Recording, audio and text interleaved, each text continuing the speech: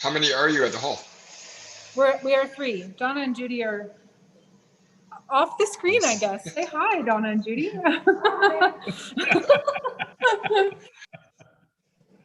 You guys are officially live. Okay, cool. Thank you, Kayla. All right, so welcome everybody. We're here for this special meeting, and I guess we'll just get right to it, eh? So the first thing we need to do is approval of the agenda. So be it resolved that the Dunedin Community Center Board hereby approve the special meeting agenda, which do you guys have? Well, you've seen it though, right? Yes, okay. Dated March 30th as presented. We need a mover and a seconder. I'll move it. Doug, oh, and Donna said she would second it, so that's great. Disclosure of any pecuniary interest in the nature thereof. Anybody? No, cool. Approval of the minutes from September 16th. Everybody get a chance to take a look at those? Yep. Be it resolved that the Dunedin Community Center Board hereby approve the minutes dated September 16th as presented. Mover and a seconder. Doug moves. Judy seconds. I saw her put up her hand. Awesome. And then I guess we'll hand it over to Terry, eh? Yes, thank you, Jennifer.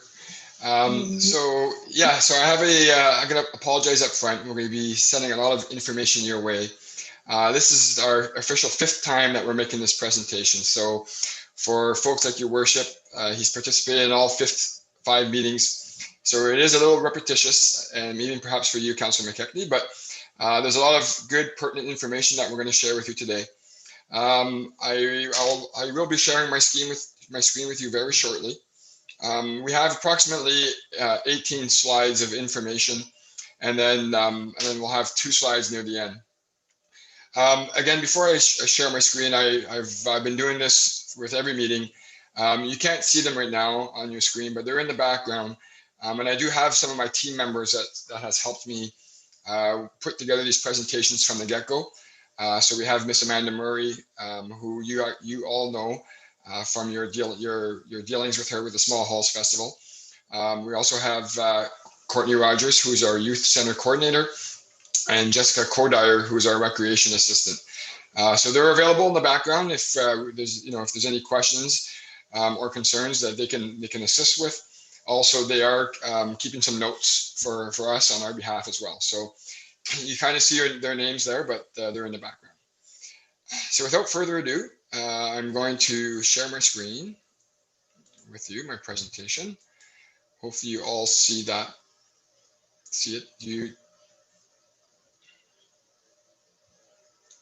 Just going to give it a second here. Yep. Just to make sure everybody can, let me just put my view on. Slideshow from the beginning. Okay. Jennifer, does everybody see my screen? You do? Okay, excellent. So what I'll do, Jennifer, is what we found out is I think it's easier for us just to present the part 1 of the presentation. The slides are numbered on the bottom right side. So we ask that you write down the slide number and any questions or clarification questions that you may have. And I can always come back to that slide if required, instead of asking questions after every slide. It'll help speed it up a little bit. So we have, like I said, part 1, approximately 18 slides of information to share with you. We'll take a quick break if required. And then what we'll do is we'll move into part 2, which are the actual options that Council would like to propose to the Dunedin Hall Board members this evening. And we'll be seeking some of your feedback tonight, or perhaps in the near future. Again, I'm going to apologize up front. I've been doing these presentations for 6 halls, and sometimes from time to time, I do mix up the name of the hall. I might refer to the Dunedin Hall as another name, just because I have the 6 halls in my head. So if I do, I don't mean it maliciously. I'm just have, like I said, too many hall names in my head. So I'll try my best to refer to it to the Dunedin Hall, because you'll see this evening the information that's part of part 1. Is in reference to all 6 halls combined. So in essence, part 1 is all 6 halls together, and part 2 is for the Dunedin Hall specific. So first question that we, as we went through this process, all the information you will see here this evening Council reviewed it as part of their brainstorming session that they had. They had 2 meetings to go through all this information and again come up with the options that you will see as part of part 2. So, so again, how did we get here? Why are we talking about AODA renovations? So just to share some quick comments, the Ontario provincial government, they implemented accessibility standards to help businesses and organizations to remove barriers to improve accessibility in 5 key areas. And we'll talk about those key areas very, very shortly. These standards are part of the Accessibility for Ontario with Disabilities Act 2005. And we're going to use the acronym AODA, which represents Accessibility of Ontario with Disabilities Act throughout the presentation this evening. AODA has been active in Ontario since 2005. However, people might still be wondering, what is AODA? The Accessibility for Ontarians with Disability Act 2005 is an Ontario law that mandating that organizations must follow standards to become more accessible to people with disabilities. The goal of the province is to be fully accessible by 2025. Again, all levels of government, private sector and non-for-profits must comply with this legislation. All directors and officers of a corporation has a duty under the subsection 4 of the Act, and who fails to carry out these duties may be guilty of a major offense, and on a conviction is liable for fines up to $100,000 per day. Again, these are the extreme amounts under a major offense, but we don't know if the renovations, the lack of renovations, where it would fall, but if it would fall under a major offense, it would carry extensive fines. The council of every municipality that has a population not less than 10,000 shall establish an accessibility advisory committee, in which Clearview Township does, or continue any such committee that was established before the day this section comes into force. And then in the Act, they stated that by January 1st, 2016, corporations with 50 or more employees need to make new or develop public spaces accessible. No new dates have been updated by the Act since then. And as we know, we're past the 2016 timelines. And the province of Ontario, again, would like to have it a fully accessible Ontario by 2025. The timelines that we've established on behalf of staff and council are on the bottom of the slide. So April of 2020, so last year, just shortly after COVID hit, council received the RJ Burnside AODA report. At that time, council approved and adopted the report. And from that point moving forward, due to COVID, had not done any movement on this project, on these projects until budget time this year. So budget time during 2021, council gave direction to staff to get this project going, to get this movement going, and chose no longer to wait, even though the pandemic was still on. And that's why we're doing these Zoom meetings this evening. Moving forward, in February of 2021, just a couple months ago, like I said, council had 2 brainstorming meetings to come up with the options that you will see later on in my presentation. In March and in April of 2021, as we speak, our plan is to meet all individual hall boards and perhaps even the public to present the options. We're hoping to go back to council in May of 2021 and bring back each individual hall board's preference based on the presentation that they've received. And then again, our very aggressive timelines has that we're hoping to start implementing decisions made by council and the hall boards in June to September 2021. Again, further to why are we really doing this? And I spoke about the 5 standards. So the integrated accessibility standards regulation covers 5 key areas of their standards. And the 5 standards are information and communication, employment, transportation, design of public spaces, and customer service. The last 2 are the ones that affects all of our community halls. But again, why do we need AODA? So we've determined that accessibility is good for both the economy and the community. We also know that the population of Ontarians with disabilities is steadily growing. Accessible information and employment make it possible for the growing group of people to contribute to the economy and to our society. Likewise, accessible transportation and public spaces ensure that people can move around their communities. Again, I've highlighted in bold here a very important point, which is finally, the standards of the AODA give all people an equal footing as they work, play, learn, teach, buy, sell, and use their diverse talents to benefit their communities and their province. On the bottom of the slide, you will see what we're calling thought bubbles, and you'll see these throughout the presentation. Again, these are some thought bubbles on why are we really doing this. The first one, people with disabilities are just like everyone else. They shop and do business with their friends and their family. Also, as our population ages, the number of people with disabilities will also increase. Third, the key is that the goal date is for an accessible Ontario by 2025. And finally, my personal favorite, which I've highlighted, is it's not public if everyone can't use it. Moving forward with some key financial notes to share with you all this evening. The first one is our reserve. Council, in the last 6 to 7 years, have been setting money aside for these AODA capital requirements in our halls. As of December 31st, 2020, Council and the Clearview Township had $1.266 million in a reserve.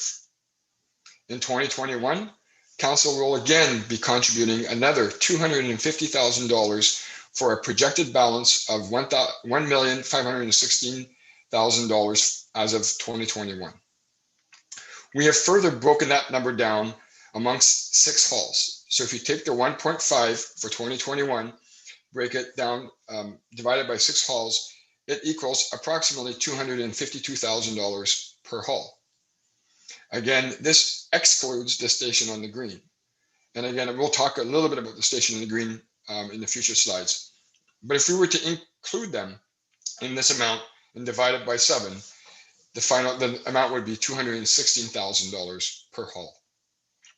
We also know that the cost of insurance for Clearview Township annually for the 6 halls is approximately $9,000 per year.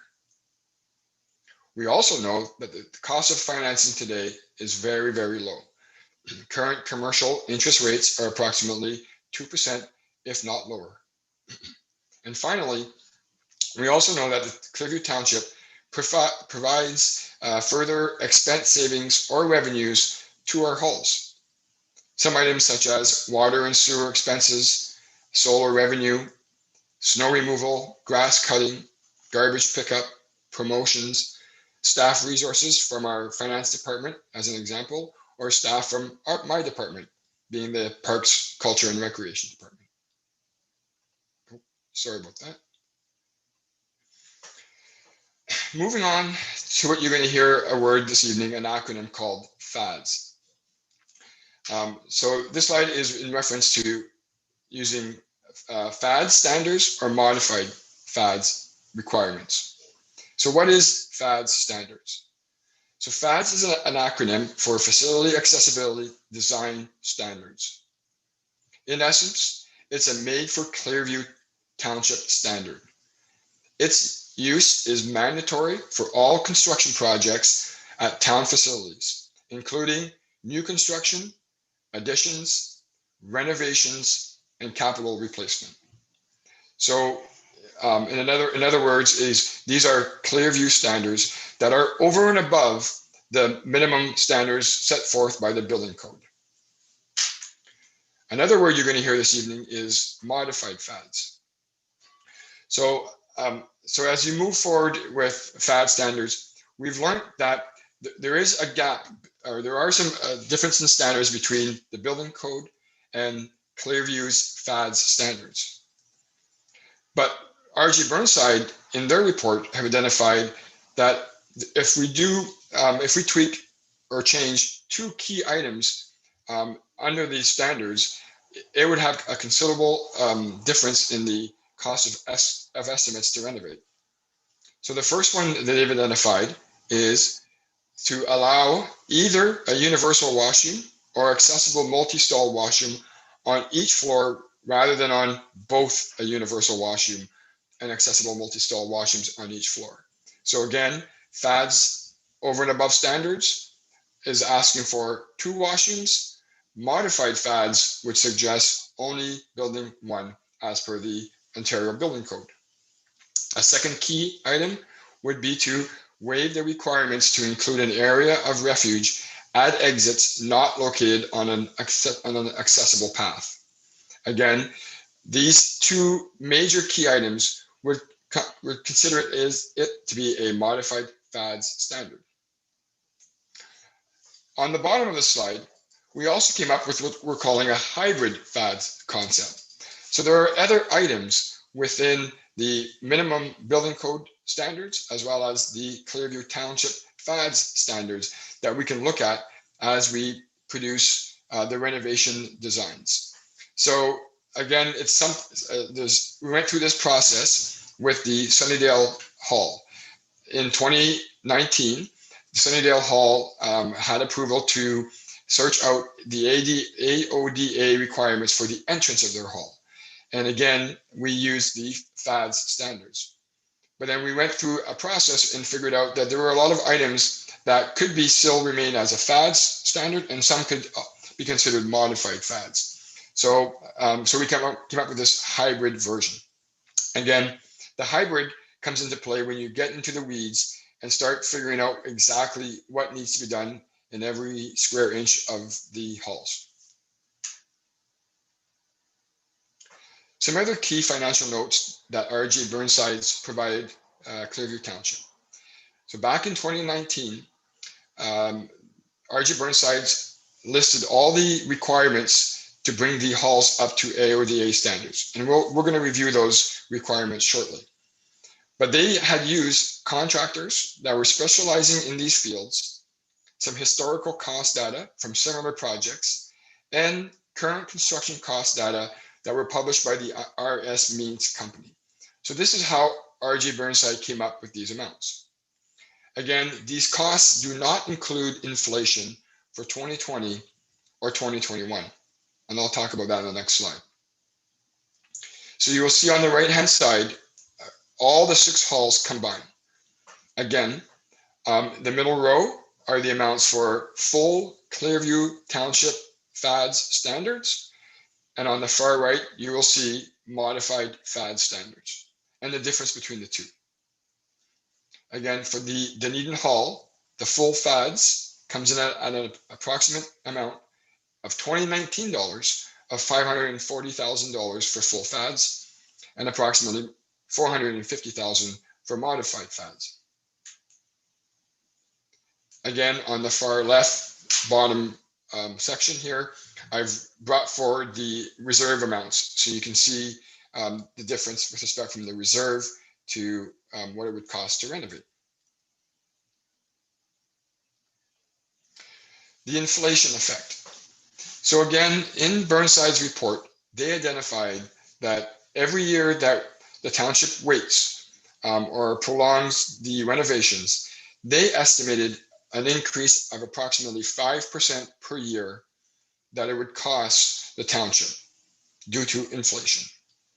So if we use these amounts to both the FADS, the 2019 FADS estimates for all the halls combined, or the modified FADS combined, you would get approximately $327,000 increase in 2020, or a $207,000 increase for modified FADS in 2020, for an estimate of $6.8 million or $4.3 million. Again, if you do the same exercise for this year, for 2021, an additional 5%, you would have $217,000 for a total of $7.2 million or $4.5 million. And you can see the increase between the 2 over the 2 years. Again, these cost estimates should be used as a guide only, as costs may vary according to the time of year, quality of materials used, volume of work, actual site conditions, and a new one that wasn't forecasted back in 2019, a pandemic. Again, we've done some further research on our own, and we referred back to StatScan. And StatScan, for the building construction price index, so the cost of labor to renovate, they also mirrored RG Burnside's estimates of 5% per year. Again, back to StatScan, the non-residential construction price index, they were predicting a 2.8 in 2019 and 3.3 in 2020 and 3.3 in 2021. If we look at raw materials price index, so your metals, your copper, your aluminums, your silvers, they're predicting a number between 13.6% increase and 27.8 for your metals. So a considerable amount more than the 5%. And finally, the price index for lumber and wood products, StatScan were predicting a 10.2 up to a 44% increase if it was a non-seasonal adjusted rate. Again, if you've been looking in the news most recently, this amount has even further increased. So we know that every year the cost to renovate has increased. Sorry, my mouse is a little finicky. So if we take those amounts that I just showed you with the inflation, you will see on the right side with the blue table, the 2019 estimates that were provided by RG Burnsides. And on the left side, if you take the 2021 estimates at only 5% per year, you get a new amount for all 6 halls combined. I'm just going to take a sip of water.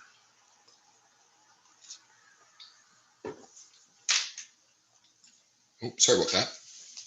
Some other key financial notes to share with you this evening, which has been shared with us, by staff to council, is that we're also aware of other key community capital projects that will be coming to Clearview Township in the very near future.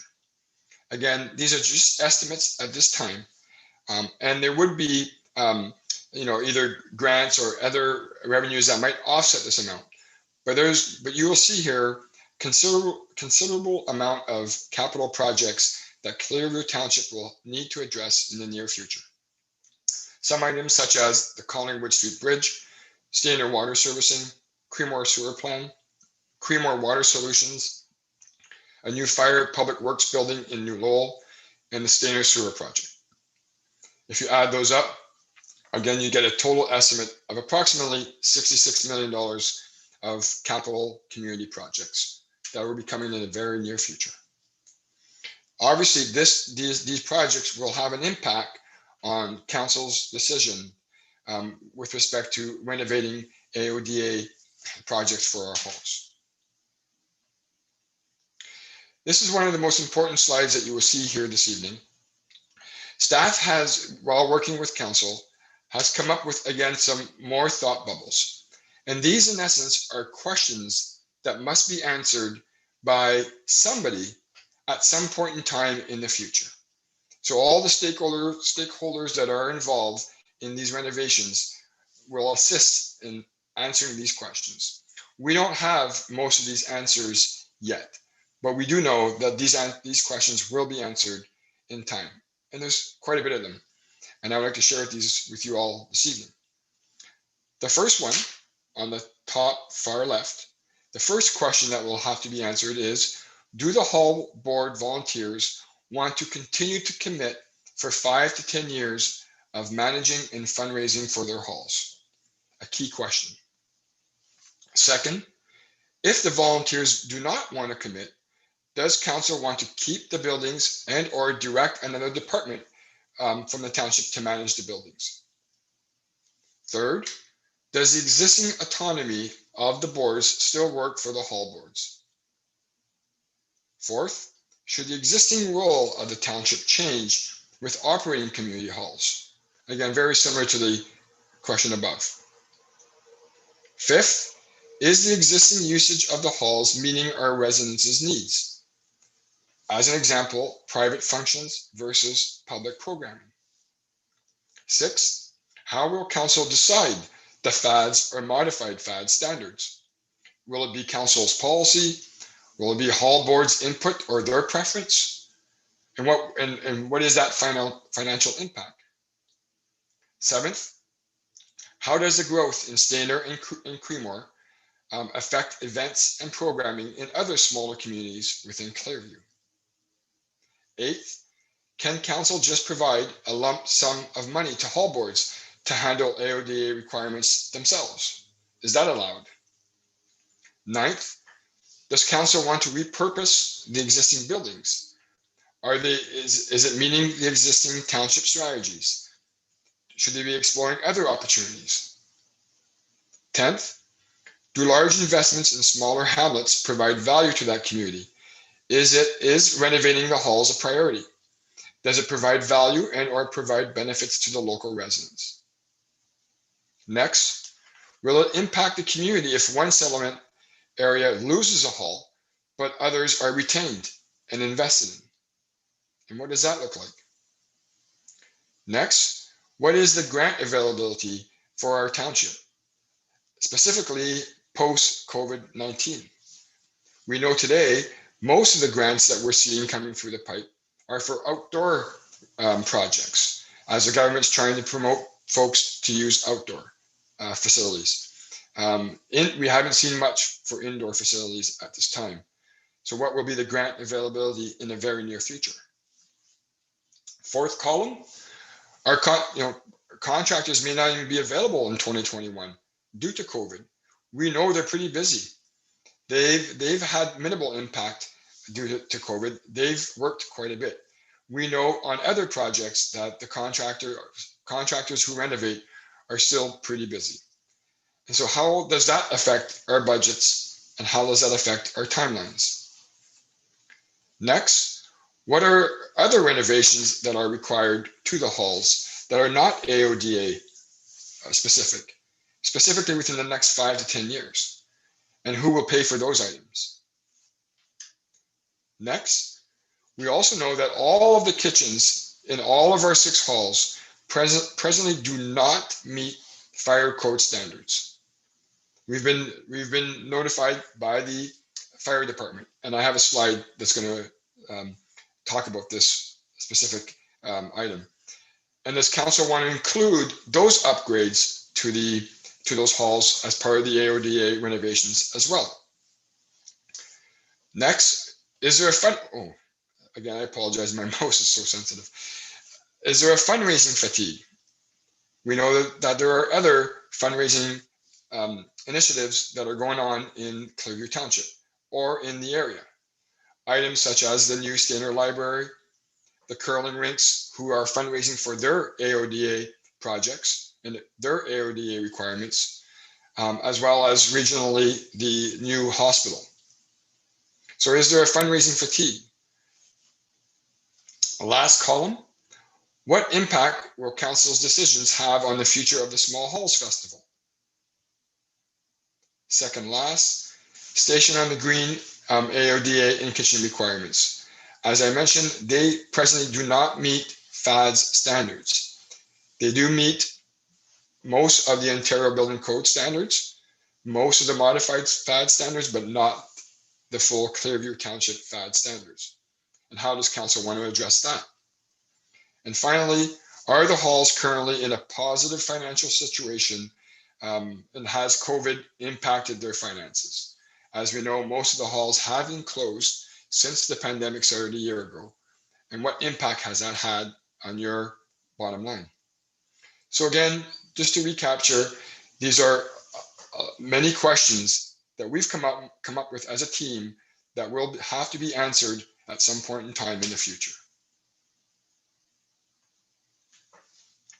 Again, while going through the brainstorming sessions with council, we've asked them 5 more key questions that would produce the options that you will see as part 2 of our presentation this evening. So the first question we asked council was, is status quo an option? Do we just leave it as is, don't do any renovations, and just ride the storm and see what happens. So if council chooses yes, then for which halls? All the halls or just some of the halls? And again, if yes, what will be the cost for those AODA renovations 1 to 10 years from now in the future? And what are those potential fines? And if no, if status quo is not an option, then council and the hall boards would proceed with the brainstorming and the planning slides that you will see on slide 20. Second question we asked council was, does Clearview Township require 9 community centers, the 7 small halls, as well as the 2 major ones in both Stayner and Creemore? Is it required as part of the township's strategy plan moving forward? If no, does council dispose of the existing buildings, and what is the exit strategy on that? And I will talk about that on slide 17. And if no, what happens to the existing reserve? And again, what is the appraised value of the buildings and their land? And finally, if no, do buildings have a residual value to invest in other community projects within those hamlets? And if council determines that yes, they do require 9 community centers, then again, we proceed with the brainstorming and planning slide on slide 20. And again, if yes, do they renovate or do they replace with a brand new building? Maybe perhaps that's even cheaper than the cost of renovating. Finally, sustainability. How will the buildings be kept up in the future after this significant investment of AODA renovations? And finally, if yes, how are halls operations affected during renovations? How will this impact user groups in other Clearview facilities? Will it be mitigated by, how will it be mitigated with respect to price matching or service matching? So for an example, if the Dunedin Hall is under renovations and it takes approximately 6 months to complete, and you presently have bookings within those 6 months, how will they be mitigated at other halls? Will other halls match your price? Will they match the type of service that you would receive?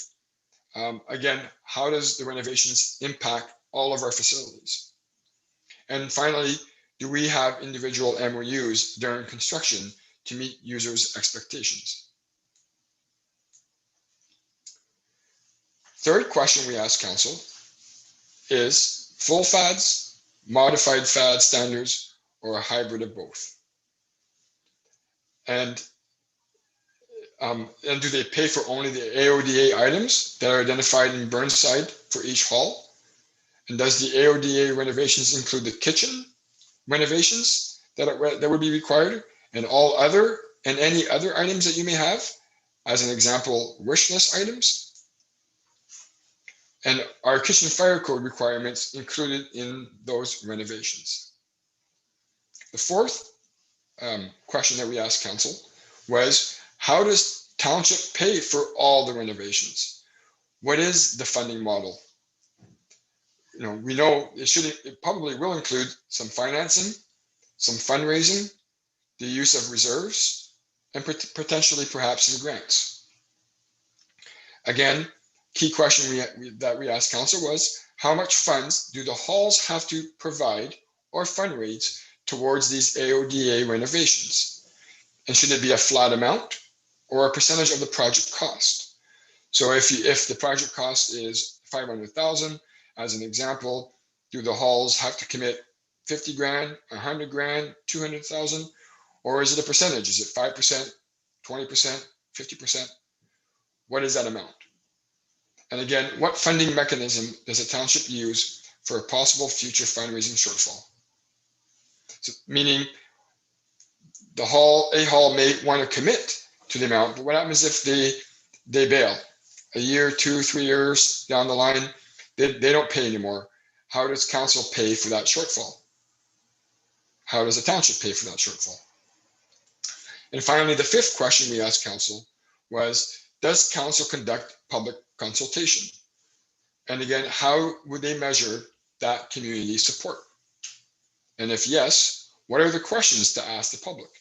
And what does council ultimately want to know?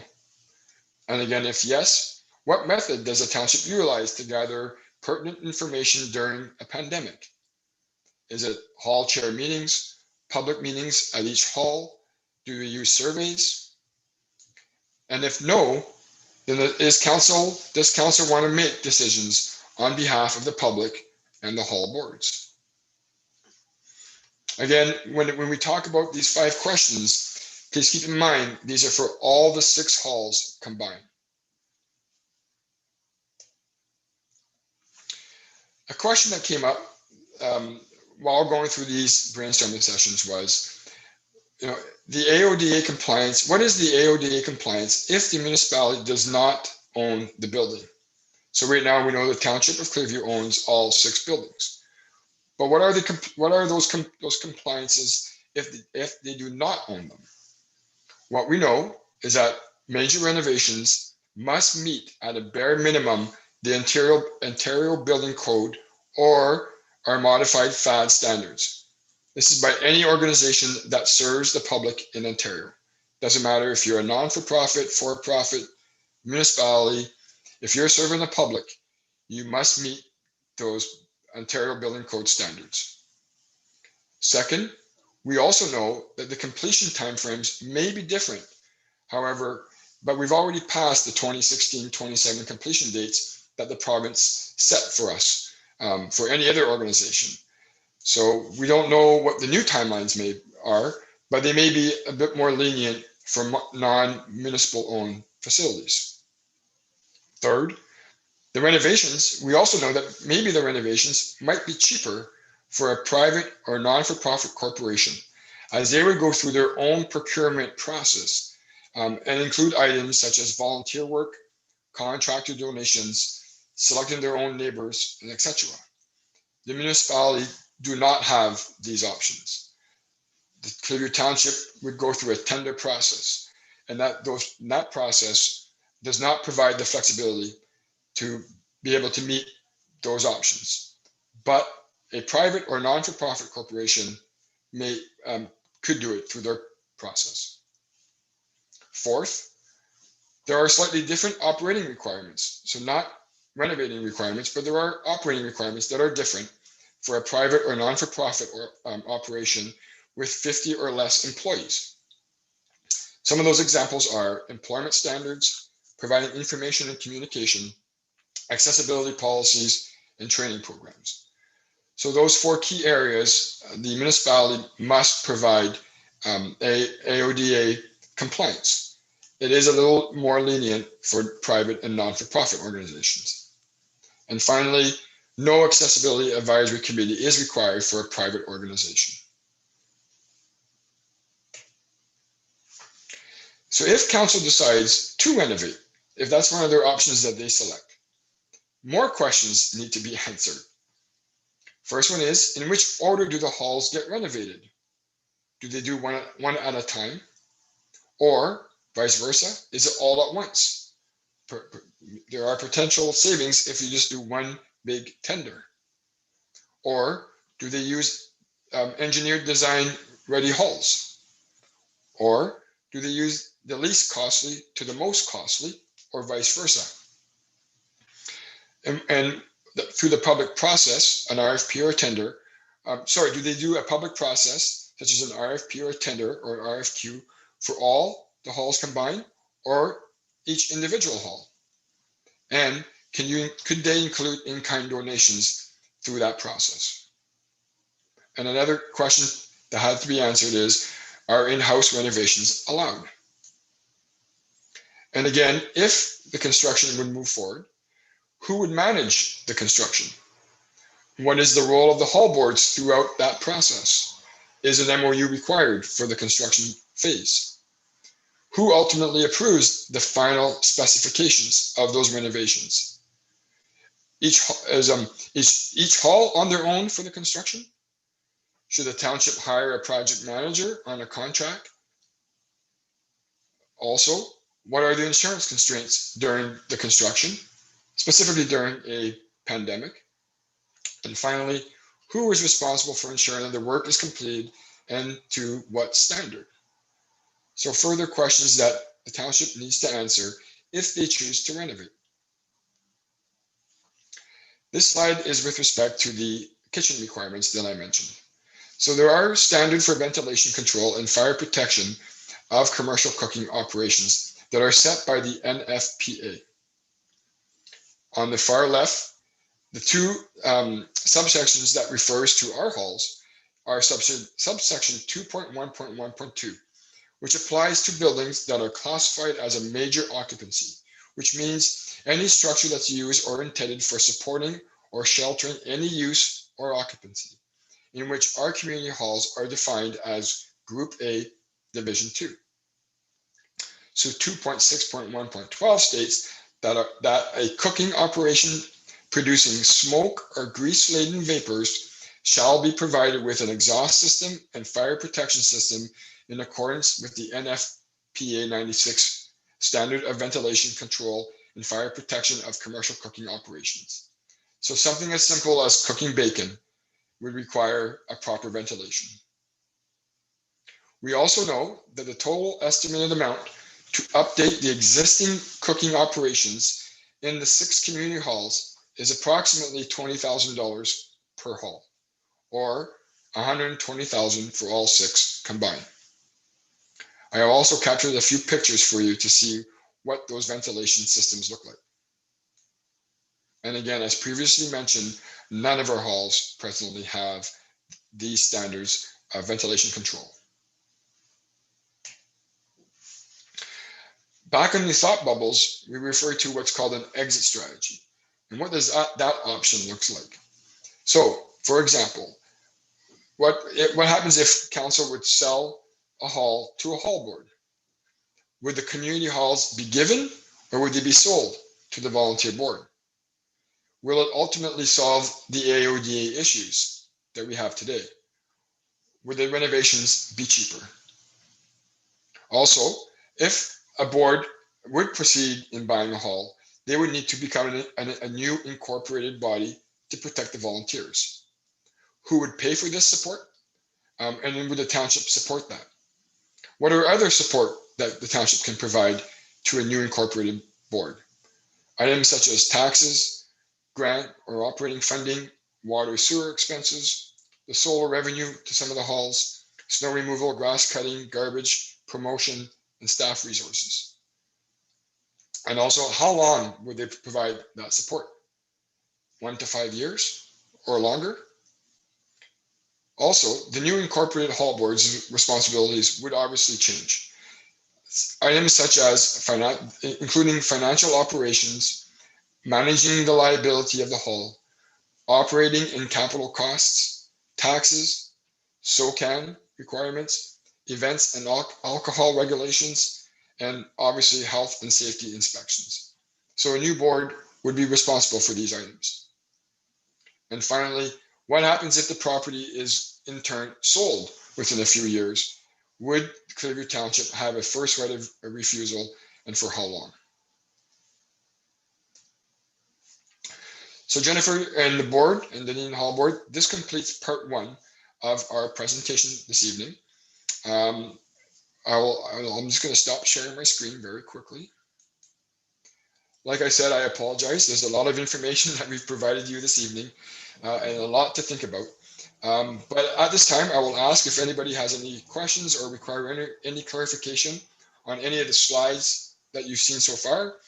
And then after that's complete, we will move on to the part 2, which are the council's options that they want to provide the Dunedin Hall at this time.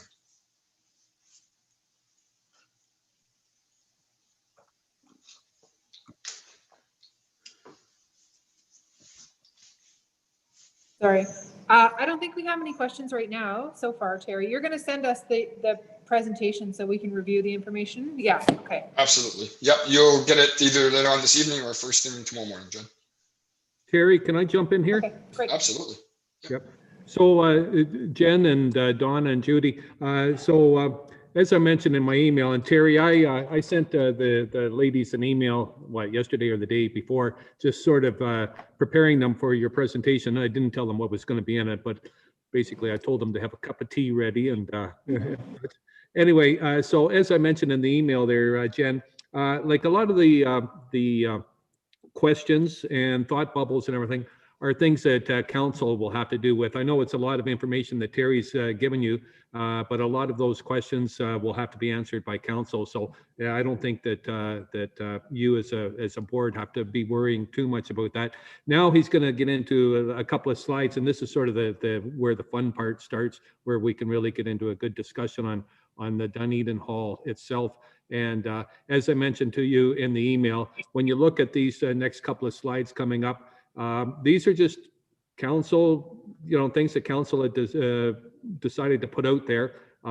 You as a hall board, you're fully, if you think that we're way out of line, you go ahead and tell us. But anyway, Terry's going to show you the next couple of slides with the options that we're putting forward. And so there you go, Terry, go forward, and I'll sit back and wait for comments from the ladies here. So you sure, Jennifer, you have no questions at this point? Okay. And again, feel free, once you receive the presentation, if you have some questions that you would like us to clarify or add on, that's not a problem. We can do that by email very easily. Okay, so I'll go back to sharing my screen for part 2. So like I said, can you see my screen, Jennifer? Yep, perfect, okay. So part 2, choosing the AODA options by hall boards and providing feedback. So we took out this slide here from Burnside's report. So you will see on the top section, we've captured the amounts that it would cost to renovate the Dunedin Hall. I would like to take this time very quickly to go through exactly what Burnside has identified that would be required to be done at the Dunedin Hall. And very quickly on the bottom right-hand side is a table that I captured out of the report where they break down each amount. And you can see how they came up with the $540,000, which is the full FADs as of 2019. So Burnside for the Dunedin Community Center have said that their suggestion that there be a west addition. So to construct a 2-story addition at the west end of the hall to contain a male and female accessible multi-stall washroom, a universal washroom on the upper floor, a new stairway with TWSIs, and an enlarged kitchen. To also reconfigure the current male and female basement washrooms to serve as a universal washroom. Some interior renovations should consist of kitchen renovations to address FAD's deficiencies, some door replacements to meet the minimum required widths and include power door operators, some new signage to comply with FAD's Section 11, provide assistive listening devices, and finally, provide a drinking fountain and bottle filling station.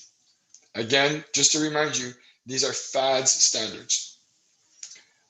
Lastly, some exterior improvements would consist of construct a ramp, including new guards from the parking lot to the upper entrance, providing a designated path to the lower exits and widen that entrance, provide accessible parking stalls, including asphalt pavement markings and signage, and finally provide an accessible picnic table located on an accessible path surrounded by firm level surfacing. Alternatively, picnic tables could be removed. So council reviewed all this information and they wanted to provide some options to the Dunedin Hall board to consider. So on the top section here, staff has captured all the possible options that we could think of that council could put on the table for your consideration. So at this time, I wanted to go through them. The first one, as I mentioned, status quo. No renovations, no changes. Another option, provide a lump sum of money to the board and let them take care of it. Third one, have a township or manage or repurposed building. Fourth, sell or transfer the building to a new incorporated board. Fifth, sell the building privately. 6, which is more an enhancement to the other options, is do they include all the kitchen fire standard renovations?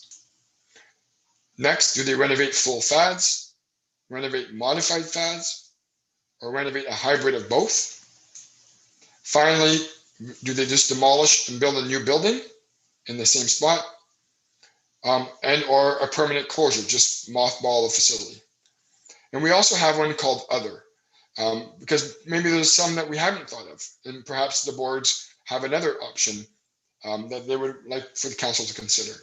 But these are all the options that we can think of based on the information that we've provided. So council came up with 2 options to put on the table, and in no particular order. The first one is to implement modified fads to the existing building. Council also decided that they would contribute 75% from the Clearview Township, and looking at Dunedin Hall to commit for 25% of those renovations. And the financing details could be determined at a later date. So if we take the 2021 estimates and we include the kitchen renovations of $20,000, it would reflect a modified FAS amount of $520,000. Again, if you break that down between 75% and 25%, you would get $390,000 that the council would cover, and they're looking at the Dunedin Hall to commit their 25% at $130,000. And as I mentioned, this wouldn't include the kitchen renovations to meet the NFPA fire code. Second option that council would like the Dunedin Hall to consider is that they're saying that they would be willing to sell the building to a new incorporated board for the Dunedin Hall. They would sell the land and the building for $1. There would be continued support from Clearview Township. So items such as snow removal and basic services can be negotiated. Help with the insurance costs, perhaps the taxes through their community assistance grant program, and provide proportionate funds from the reserve, and also assist with those legal costs. Council is predicting perhaps a 12 to 24 month implementation timeframe to a new incorporated board, and to obviously get the business established. You could also update the kitchen to fire code standards, while using the existing reserves that are in place. And if they would sell the building for a certain time frame, up to 10 years, the township would have the first right of refusal. So 5 years down the line, you wanted to sell the building, the township would get first right of refusal. And finally, one of the reasons why this option is there is also that it might be cheaper for a new incorporated board to complete the renovations, as previously mentioned. Obviously, a new board would have a different procurement process than what the township's tender process. So these are the 2 options that council would like to put on the table to look at. Jennifer, this is our last slide. So most of the halls have provided some feedback, but again, most of them have, they wanted to digest a lot of the information that's been provided, and would like to get back to us. But at this time, you can see on the right-hand side, we do have the technology to input some information if you if you want to share your thoughts this evening. Would you like me to stop sharing my screen, or would you like me to leave it here, Jennifer? Do we need to see anything on that screen? Can you guys? I think we can stop sharing the screen. Okay. I can always put it back if you want. Yeah, sure. Terry, Yep. can I? Where are you? Can I get the questions going here? Because I have one. Yeah. Well, it's Councilor McKenna. It's the hall's meeting, so Jen's the chair. Sorry, Jen. Do you mind if I jump in with a question? So go right ahead. Okay, so first of all, Jen, as Terry mentioned, I mean, those are only like the 2 options. You guys can decide whatever you want. But Terry, let's say that they went with option A, which was the modified FADs. So then with the board would be their commitment would be 130,000. 25% of the cost of the modified pads. Will the township? 130. Yep. Yeah. So basically, they don't have to come up with that right off the bat. Will the township be able to take a loan out on their behalf? So I'm thinking 135,000. You pay that off over 10 years. It's about $1,000 a month over 10 years. So can we help out the board if they decide that that's the route that they want to go, but with a loan in that regard? Yep. So in that slide, we mentioned that the financing is to be determined in the future, and it's up to council to decide as a whole on how they would like to finance that on behalf of the Dunedin Hall. So the answer is yes, but at council's discretion. Right. Okay. Yeah. I mean, while receiving the feedback from the Dunedin Hall, perhaps they have some suggestions of how they would like to finance that as well. It's wide open at this point. But at the end of the day, yeah. And Jennifer, I apologize. I forgot to mention to you this, is that our department is planning on bringing a report back to council, as I mentioned, in May, but for each individual hall on its own, not all 6 combined. So there will be a report that will come back specifically for the Dunedin Hall based on the feedback that you've provided us either tonight or at a later date. And at that point, it depends on how much you guys want to get, into the weeds right off the bat. To Councilor McKechnie's point, maybe you have some suggestions of how you would see that, being financed. And if not, you can leave it to council and they can decide on how they would want to do that. Does that answer your question, Councilor McKechnie? Yes, I have another one, Jen, but you guys go ahead. I'll wait. Okay. I was going to say one of our biggest concerns is that the proposed renovations from Burnside aren't actually feasible here on this site. In that an addition on the west side of the building, we think is too close to the river, and that the NVCA is going to have a problem with it. It would also be directly on top of our septic system. So we have a big problem with the proposed suggestions because we don't think it's feasible. And if we need to, when I contacted the building department and I was told that basically we need to bring drawings to the building department and the NVCA to see if it's feasible. I don't want to go through that whole entire process of doing the drawings, yada, yada, yada, taking it to the NVCA, and they say, no, you have to start from scratch. Mm-hmm. So I'd prefer to have those answers, about the exact location of our with something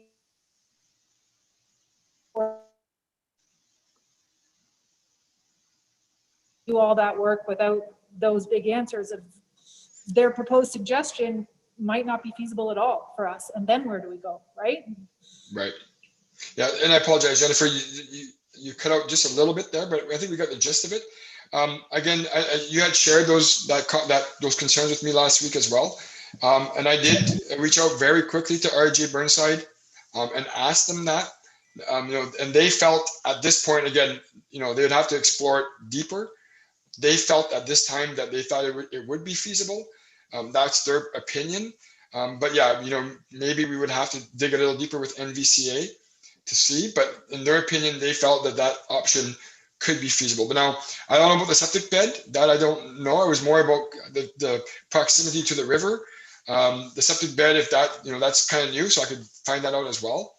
I could definitely get an answer for you I'm sure by tomorrow on that. And if that's the case, Jennifer, then you're absolutely right. I mean, if there's a septic bed there, then either it has to be relocated, to appease to those renovations, or an alternate type of renovation has to be thought of. But again, I can get back to you on the septic part. I mean, I guess, we would have to work with NVCA. If that's a concern that you want to be, you want to really tackle, we can do that as well and get an opinion or a direction from NVCA as well. Yeah, I think it's critical in our case because we are so close to the river. I know that Burnside said there's a house across the river that's closer to the river than the hall, but I mean, that house was the same as the hall. It was built 45 years ago and the regulations were different then, right? So right. I think it's a super important question that we need to answer before we make any big decisions. Okay. Sorry, Doug, did you want to say something? Yeah, thanks, Jen.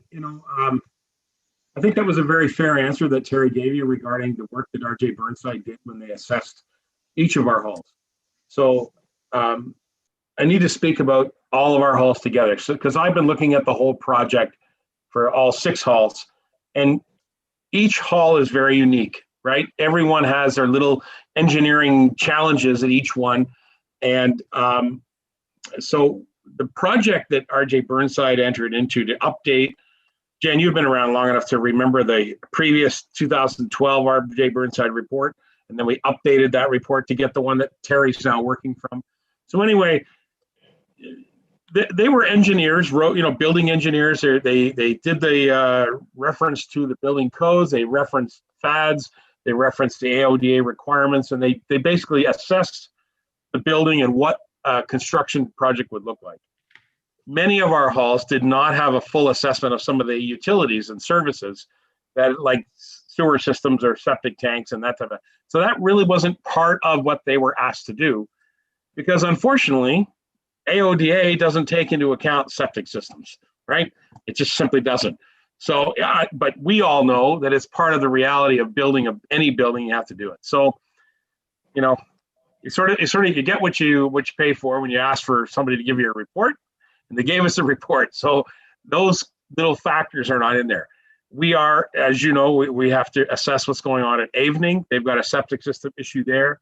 Terry will be meeting with the Ottawa Hall Board tomorrow, and they have a septic system issue there as well. So you're not alone on that concern.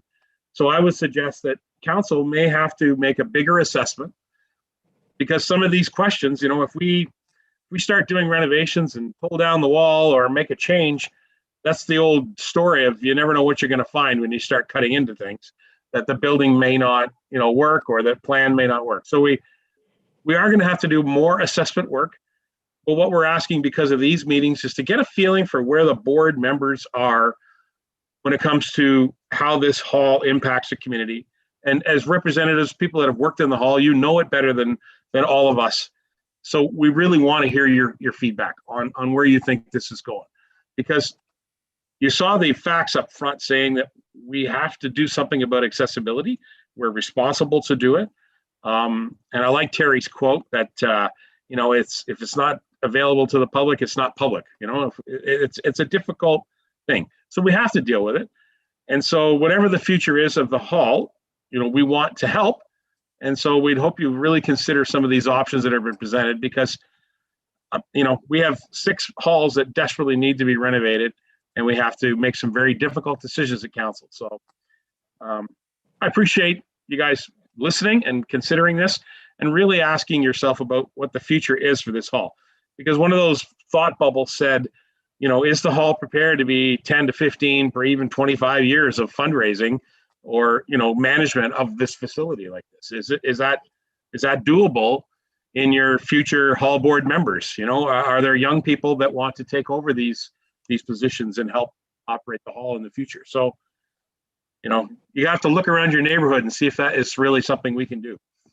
So I'm open to any questions if you want to talk, let's talk, That was kind of my next question.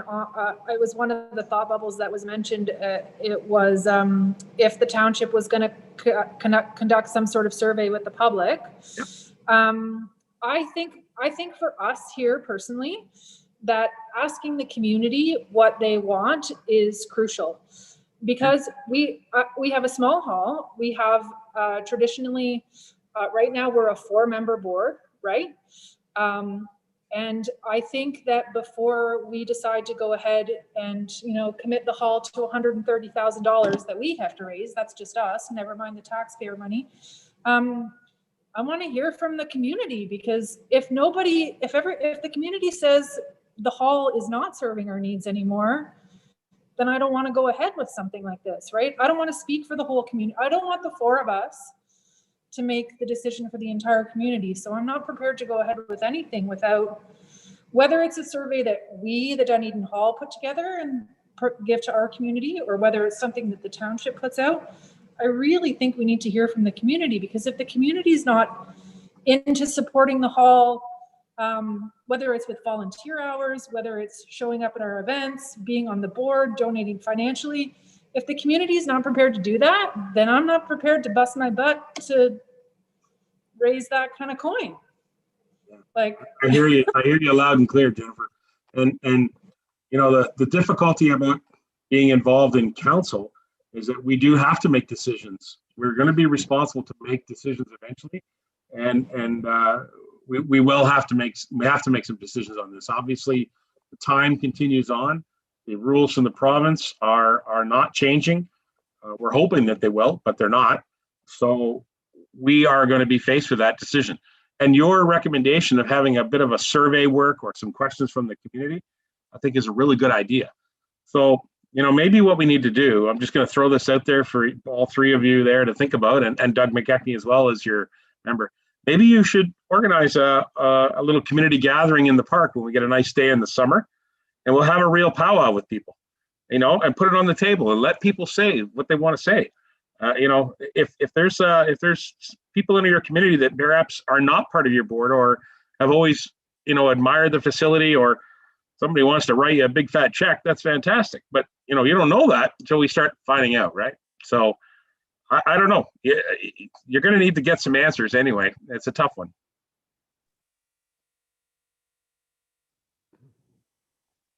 Can I jump in here, Jen? Thanks. Yeah, I like the idea of some sort of a survey or whatever, and what the mayor mentioned there about the powwow in the park. You know, I think that would be ideal. I would certainly go for that. I don't know how many people would feel comfortable doing a powwow in the park, but maybe we could do them both. Like put a little bit of a survey, and I'm sure that the township would assist with that. I don't know how extensive, how far out it would go, but you know, and also have a meeting in the park. That would be good. The question I have for Terry is that if the hall board did go with, let's say, option B, which was, you know, we sell it to them for $1, and then we give them all sorts of support after that, what commitment do they have then with regards to bringing the hall up to standard? Is it just the Ontario Building Code they have to meet, or is it it's not the as they don't have to bring it up to a Fad standard at that point, do they? There's just the Ontario Building Code. Is that right? That is correct. That is correct. Yep. And do we have any idea how, like, what all is involved there? Like how much that would be? Maybe I missed that slide. I'm not sure. Yeah. So to answer your question, you know, it's going to be around the modified FADS amount, but it's a complicated question to answer because it depends on, you know, like a certain hall might get, you know, the labor provided by their neighbor who does construction work. And he may donate, you know, 50% of his costs, or so that number is a moving target. You don't really know, but I would use the modified FADS amount as the high end number, right? You know, but again, you know, like Jennifer brought up a good point. I mean, if the building was sold to a board and they don't want to do those renovations close to the river, and that would be their choice, you know, as a new incorporated board, they may have an alternate way of doing things. You know, they may have their own architect and they can figure things out. So, you know, it's hard to really determine what that price would be, but I would say you could be safe to use the modified FADS as the higher end. Okay. And what about if we sold it to an incorporated board for $1? We gave them all sorts of support, you know, and such, and they didn't do any renovations at all. They sort of, let's say, they called the province's bluff and said, well, we're not going to do any renovations.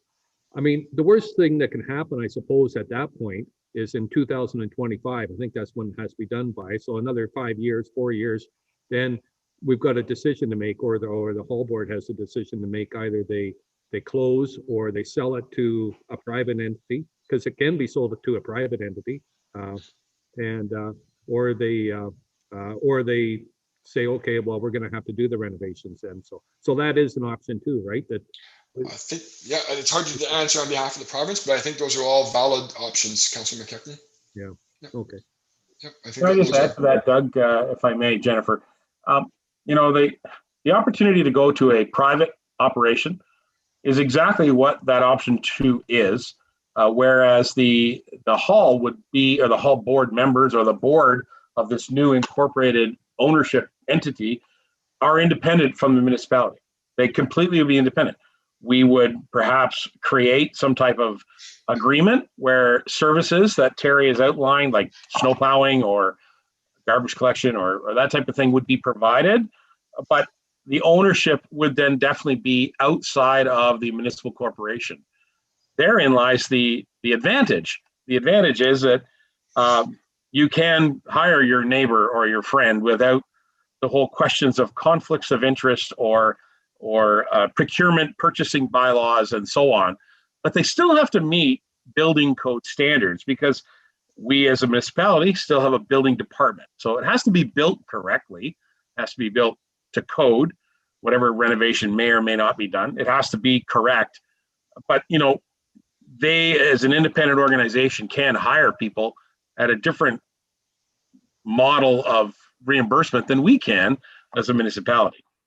So, you know, if you use the example of churches or the Legion, they have an ability to, you know, do a contract with a contractor with their board of directors, just meeting and saying, yep, that's how we're going to do it.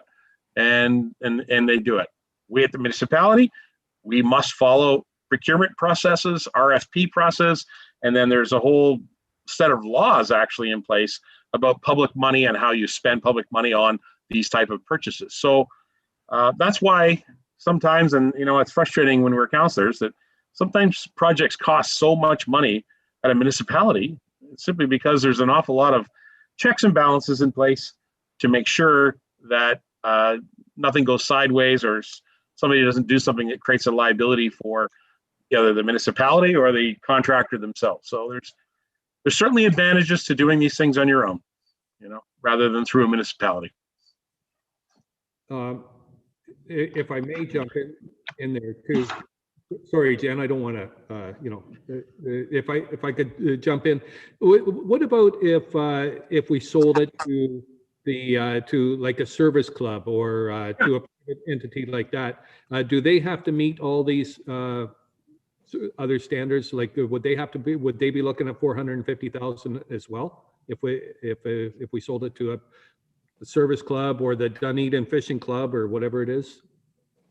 You had a slide on that, did you not, about the responsibility for public? I'm sorry?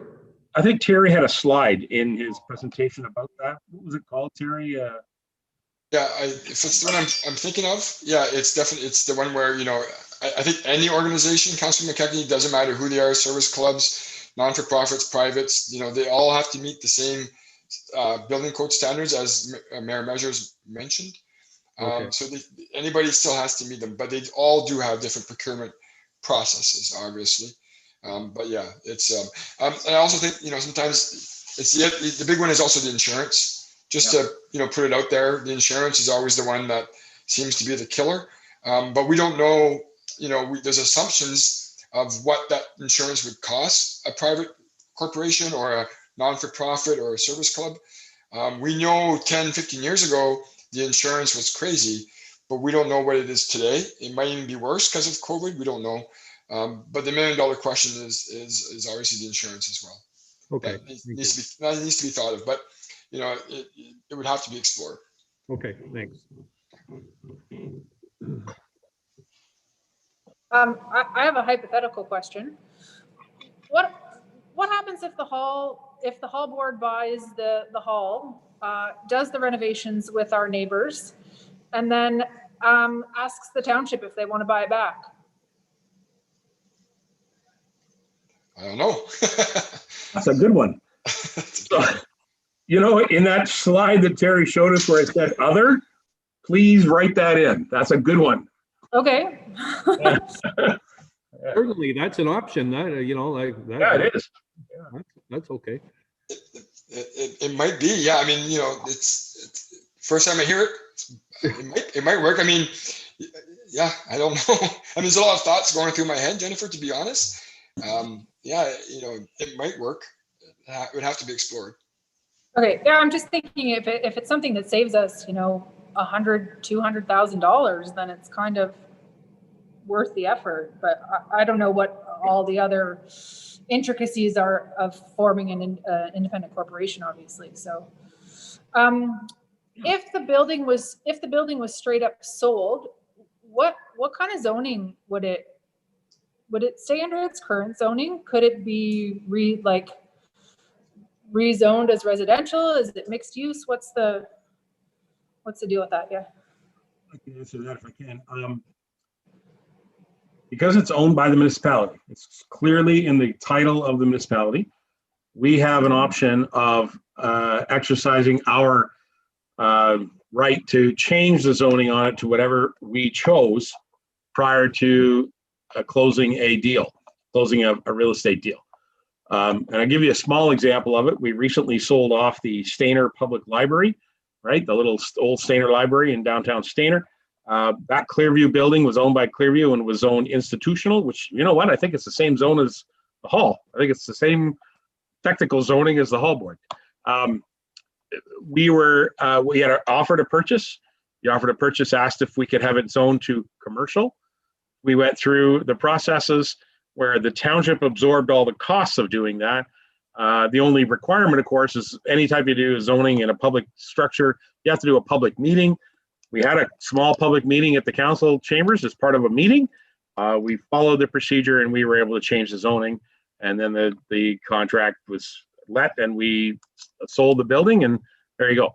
So it can be changed. It's all about what the purchaser is sort of intending to do. I would think, though, that particular structure, knowing it's next to the river, et cetera, next to the road, let's just say it won't be industrial by any means. I don't see it being industrial, but you could possibly make an argument for it to move into an institutional class 2, where it would be, you could have classrooms perhaps or something like that. So it's similar zoning that it has right now. That right now you have a public access portion to it. You could have a private access with classroom capabilities where it could be something like that. It's in the institutional category. There's a couple of different categories. I don't know it off the top of my head, but we can look into that for sure. But yeah, it's all up to what the purchaser is part of the offer to purchase, what zoning may or may not change on it. So, by the way, it's if the building sells with its current zoning, once the title's transferred, then there are fees involved to the new owner if they want to change it. So it's in the best interest of the new purchaser to make that change up front. So.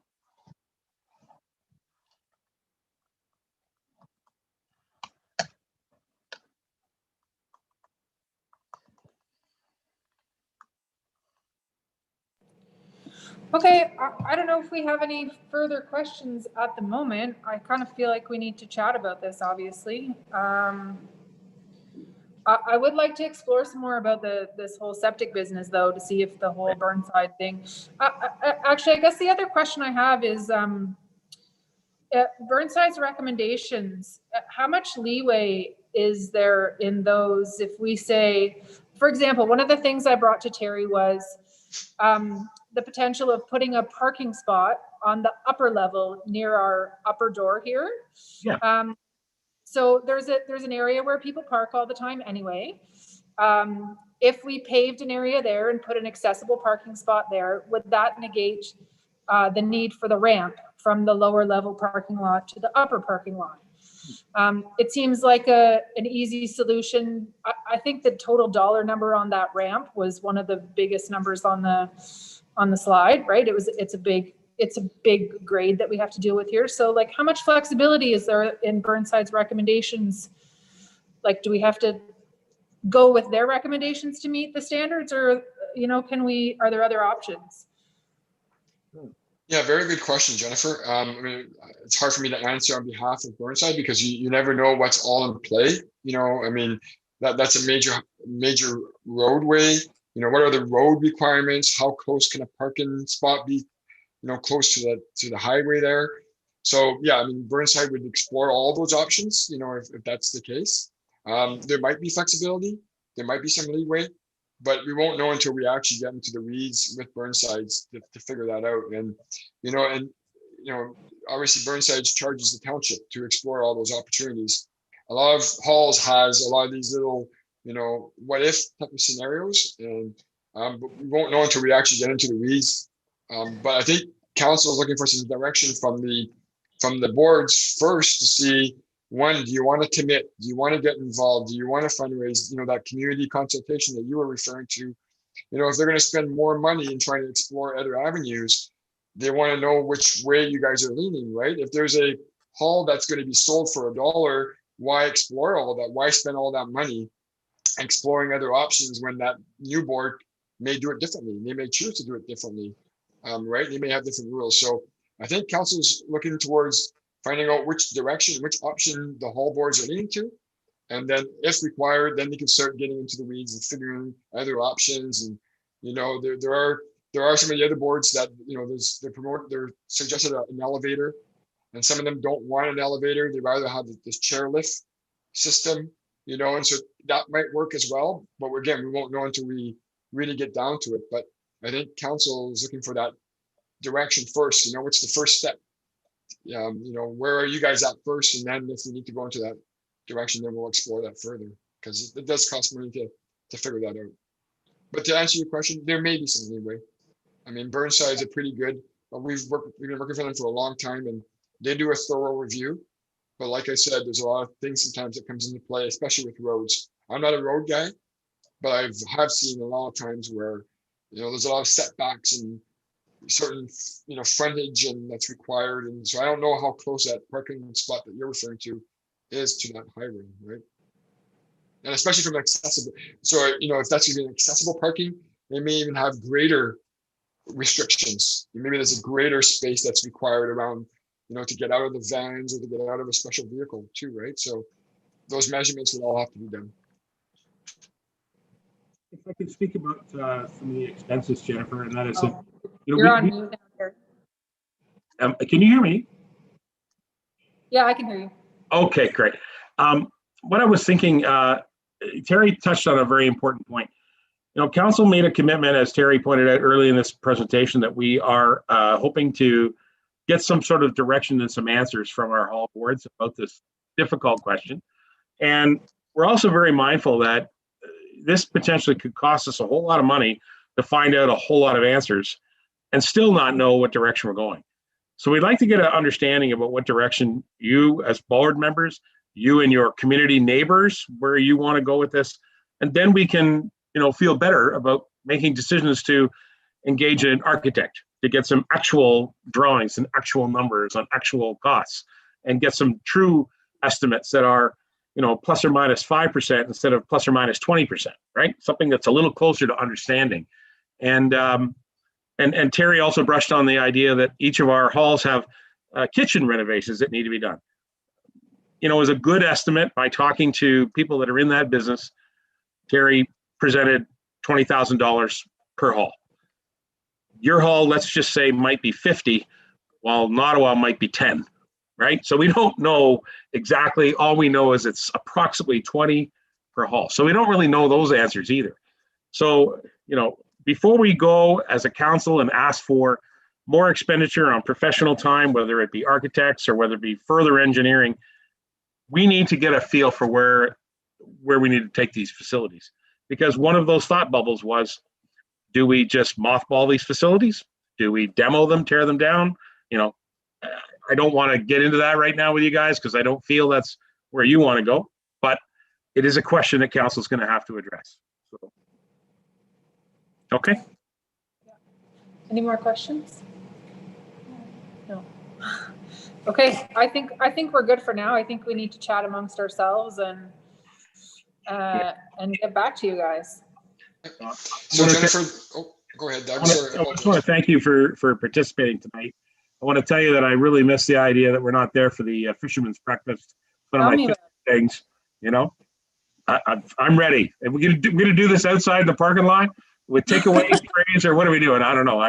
We talked about that actually. I know. So I do miss that, and I really wish we could all get together and do that soon. So you guys as volunteers have made a great impact on our community as far as halls go. You're to be commended for that, and we appreciate that. So I really hope that you understand. We are honestly trying to work this out with you guys together and come up with some answers that'll suit all of Clearview. So. Jennifer, I want to thank you guys also. These Zoom meetings, they're not ideal. No. Like we would have preferred to have a face-to-face with you folks, and have some flipboards up and, go through the presentation properly. So I want to thank you for your patience and your time to allow us to do this. And moving forward, if you want to have another Zoom style meeting, we can, or if you prefer just doing the email thing, that's fine as well. Whatever you prefer. We're available anytime. Just let us know. You tell us how you want to proceed and how you want to meet to share some information. Okie dokie. Do we need a motion to adjourn?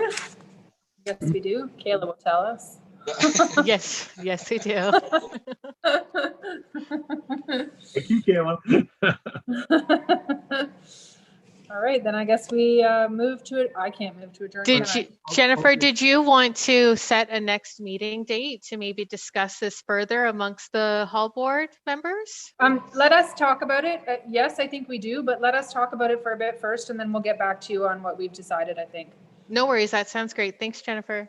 Okay. So we can make a motion to adjourn, I'll make the motion. 7:30. I can second it. I'm a member. Wonderful. Thank you very much.